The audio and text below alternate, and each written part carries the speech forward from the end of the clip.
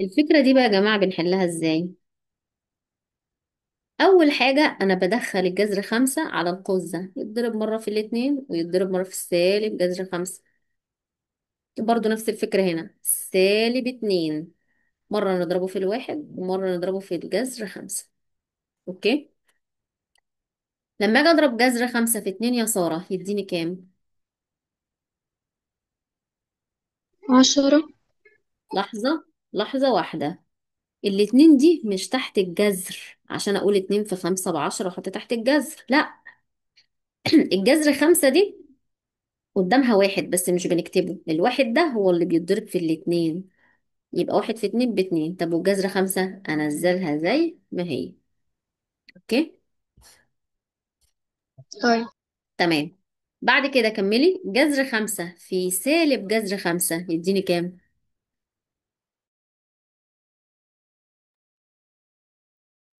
هم. موجب في سالب، سالب في سالب 5. تبقى كام؟ وتكون -1. سالب خمسة بس. لأن احنا قلنا لما يجي يضرب جذر خمسة جذر خمسة باخد الرقم اللي تحت الجذر بس واحطه كده اهو بس. ماشي. جذر تلاتة بجذر تلاتة طيب. باخد التلاتة، جذر تسعة بجذر تسعة باخد التسعة، وهكذا. تمام، كملي يا رنا. سالب اتنين في واحد بكام؟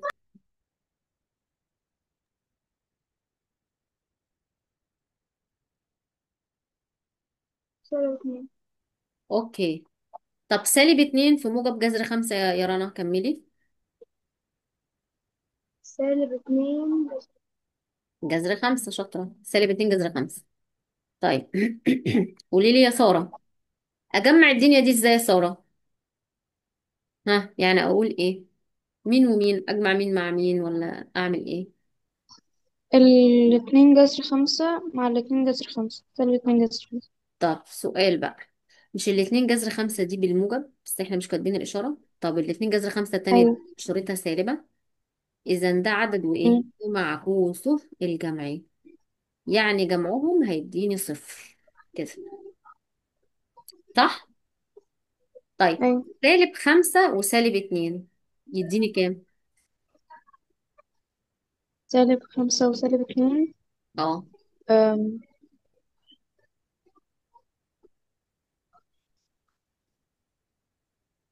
إشارات زي بعض باخد إشارة وأجمع، سالب خمسة واتنين سبعة، صفر ناقص سبعة يديني سالب سبعة، بس كده. طيب. تمام كده.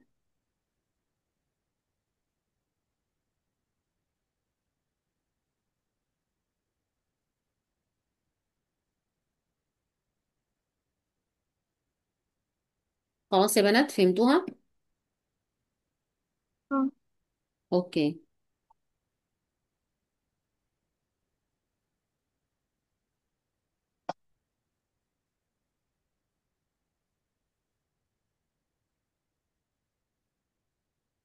رقم اتنين، قولي لي يا رنا هنضربها ازاي؟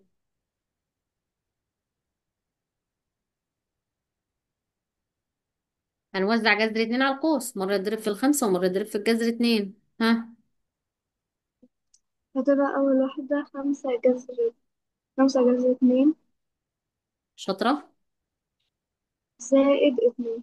بس كده، برافو عليك، صح يا سارة. مس. فاهماها. أيوة. تمام.